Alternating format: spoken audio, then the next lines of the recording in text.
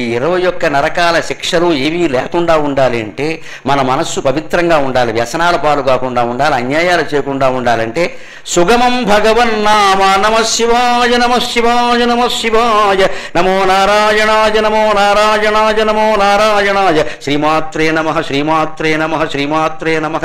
ఏదో ఒక నామాన్ని స్మరించలేరా? దానికి ఏమన్నా డబ్బు ఖర్చు అవుతుందా? ఓపిక ఏమన్నా తగ్గిపోతుందా? జిహ్వాచ వశవర్తిని, పరికేదు నాలుకతో కదా, నాలుకని అధీనంలోనే ఉంది కదా, ఎవరు ఏమీ లాగేయలేదు కదా, మరి ఎందుకు బద్దకిస్తున్నావు మిత్రమా అని హెచ్చరిస్తోంది గరుడ పురాణం. ఇన్ని భయంకర పాపాల నుంచి తప్పించుకొచ్చండి కేవల భగవన్నామ స్మరణతో. శిక్షల నుంచి తప్పించుకుందాం అనుకోవద్దు, పాపం నుంచి తప్పించుకునే ప్రయత్నం చేయండి. ఇంకా చేయకుండా ఇంకోటి కూడా చెబుతున్నా, ఏమండి ఇప్పటి వరకు తాగేవండి, మరి దానికి ఆ శేషాలన్నీ పోసేయడం ఖాయమేనా? దానికి కూడా చెబుతా. నాకు సమాజం బాగుపడడం కావాలి, అంత భయపడక్కర్లేదు, అంత భయపడక్కల్లా.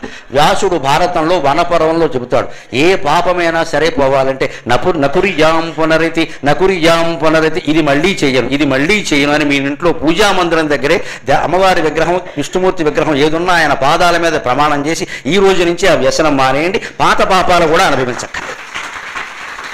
మొత్తం రమేశం మరి ఒక రాష్ట్ర ముఖ్యమంత్రికి విశేష అధికారాలు ఉన్నప్పుడు 14 లోకాలు పరిపాలించే శ్రీ మహావిష్ణువుకు ఉండదా? ఆయన మనం పాపాలనే శ్రీరామ చుట్టేస్తాడు అనుమానం ఎలా? ఎప్పుడు నకురియాం పునరితి, ఊరికే నామస్మరణ చేస్తే కుదరదు. తప్పు చేశాను, ఫలానా వాళ్ళ ఆస్తి కొట్టేశాను, ఫలానా వాళ్ళని ఏదో చేశాను, చంపలేదు కానీ చంపమని చెప్పాను, అది కూడా తప్పేగా, నన్ను క్షమించు, ఇంకెప్పుడు చేయను అని మన ఇంట్లో ఉండే పూజ దీనికోసం కాశీ కాకినాడ అక్కర్లేదు, ఖర్చు దండగా, చిత్తశుద్ధి ప్రధానం.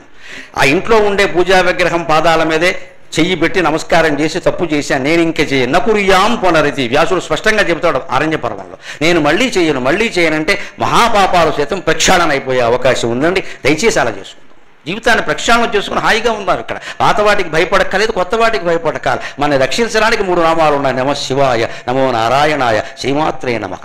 మూడింటిలో ఏది స్మరించినారో ఇది జిహ్వాచ వశవర్తిని, సుగమం భగవన్నామ. హాయిగా 4-5 అక్షరాల్లో భగవన్నామం ఉంది, నీ నాలుకని అధీనంలో ఉంది. తదాపి నరకం యాంతి దిగ్ధిగస్తు నరాధమాక, అయినా కూడా నరకానికి పోతున్నావంటే నీ కర్మ గురించి నేను ఏం చెప్పను రా అన్నాడు విష్ణువు.